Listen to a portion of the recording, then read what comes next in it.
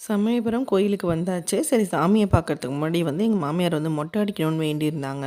சரி ஃபஸ்ட்டு மொட்டை அடிச்சுட்டு, அப்புறமே போய் சாமிய பார்க்கலான்னு சொல்லி க்யூல போயிட்டுருக்கோம். இப்ப அங்க பார்த்தீங்கன்னா, மொட்டை அடிக்கிறதுக்கு வந்து என்ட்ரி டிக்கெட் மாரி குடுக்குறாங்க.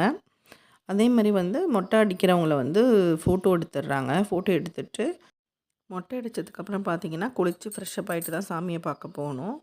ஸோ மொட்டை அடிக்கிற வேலை முடிஞ்சுது. அதுக்கப்புறம் பார்த்தீங்கன்னா, உள்ள வந்து சாமி பார்க்குற இடத்துல வந்து ஃபோன் வந்து அலவுட் கிடையாது.